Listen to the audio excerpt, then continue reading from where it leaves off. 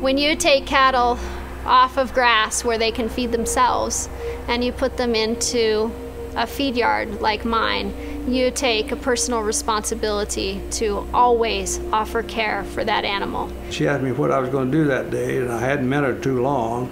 I said, we're going to process cattle. She says, can I help you? I said, yeah, you can. We processed 100 and some cattle probably, you know. Got done, she looked at me, she says, what are you going to do tomorrow? I said, we're going to process some more. Can I help you some more? I said, yeah. You know, Archie was the one that took me aside and showed me things at the feed yard.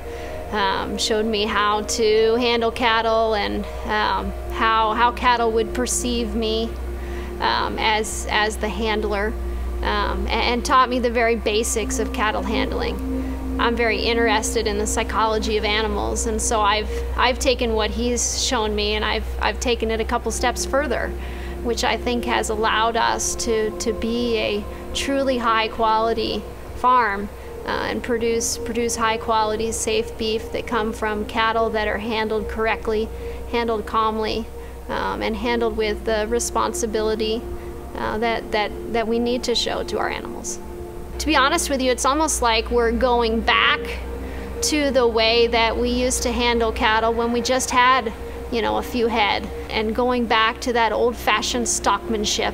Yes, it's a little bit of an innovation because we're putting scientific terms to it, but it's the way that Archie's dad handled cattle.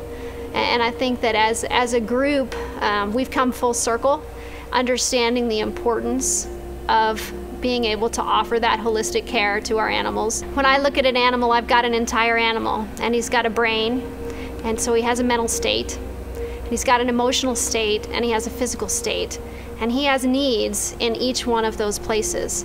So if I want the animal to be as healthy as possible, I need to fill the needs of all three of those, whether you're talking about mental, emotional, or physical fitness. And so the low stress handling and the cattle acclimating and the exercising of our animals and making them feel comfortable as they make the transition from running on a grass pasture to coming into a cattle feed yard is very, very important. And if I can meet each of those needs, the mental, the emotional, and the physical needs, that animal is going to flourish, and that's my job. I need to set my animals up for success every single day so that they can do what I need them to do and produce the safe beef that I love to feed to my family and to yours.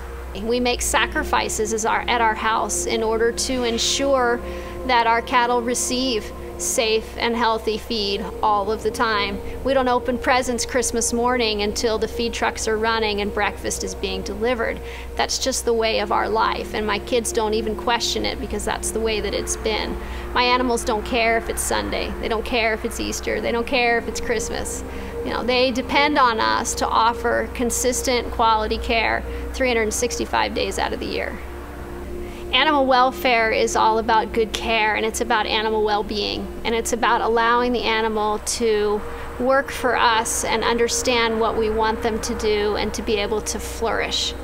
And so when you go to buy the steak in the grocery store, think about all of the things that I do every day to provide good holistic care to my animals so that they are well cared for and make safe beef.